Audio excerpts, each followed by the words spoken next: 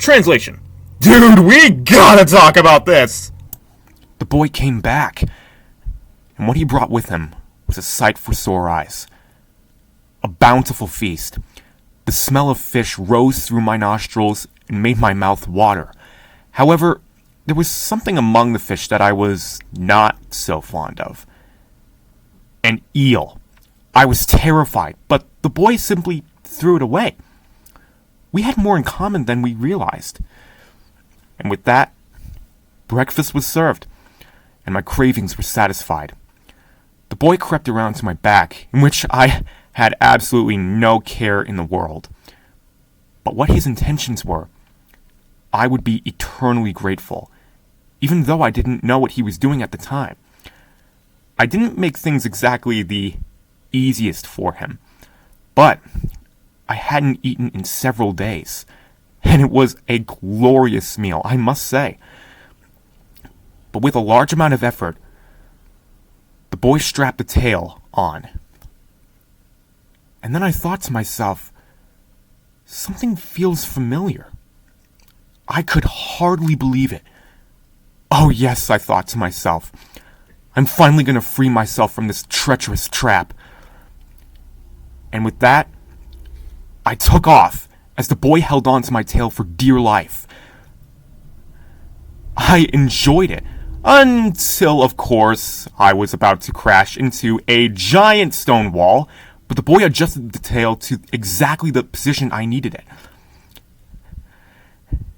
He was thrilled, and I enjoyed flying again. He was overjoyed by his victory.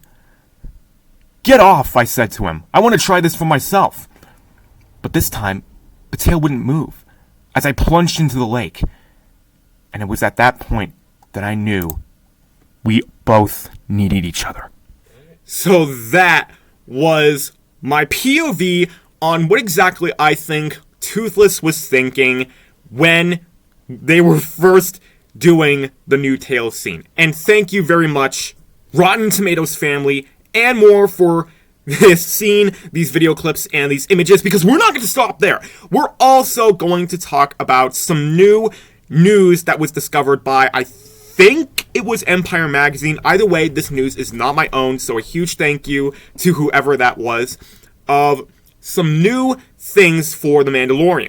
Specifically about new Mandalorian younglings and some awesome news about Jedi. Now, with the recent appearance, or rather I should say reappearance of Gungi in the Bad Batch Season 2, we have to wonder, are his other friends still alive? Because I've rumored that Petro, I still believe that he could be alive. Because, I mean, heck, if Gungi was able to survive, I mean, Petro was basically the leader of the Jedi younglings. Because if you guys have seen Star Wars The Clone Wars, all of those 4 in a row episodes with the Jedi younglings as the main characters, Petro basically took the main spot as the leader. So, all we need now are confirmations on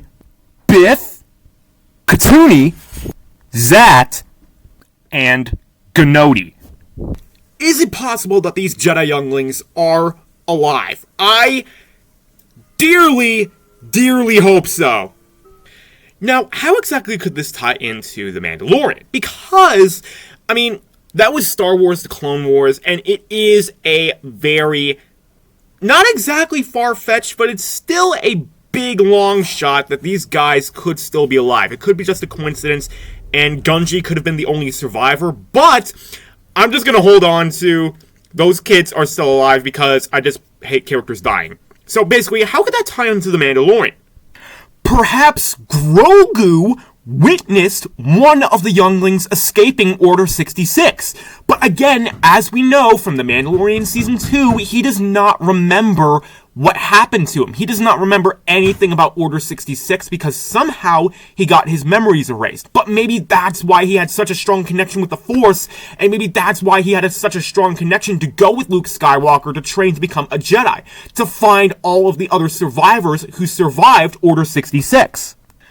Leading to a new Jedi Council. Now, if this did happen, which we all know from Book of Boba Fett that it didn't, perhaps Grogu was maybe, they thought, okay, well, maybe this one's the chosen one, and he was going to revive the Jedi Council and collect the remnant that is left of the Jedi of Order 66 and reform the Jedi Council. Now, we all know that this didn't happen, and which makes Luke Skywalker's return more meaningful, because if anyone should be in charge of the Jedi Council, it should be Luke. On to the new Mandalorian foundlings. I think it may be that group of Mandalorians that was lost and is now on Mandalore that we saw in the trailer. Maybe some kids are among these Mandalorians who are trying to redeem themselves, but the minds of Mandalore have collapsed, and that is why in Mandalorian Season 3, Mando is going to be teaming up with Bo.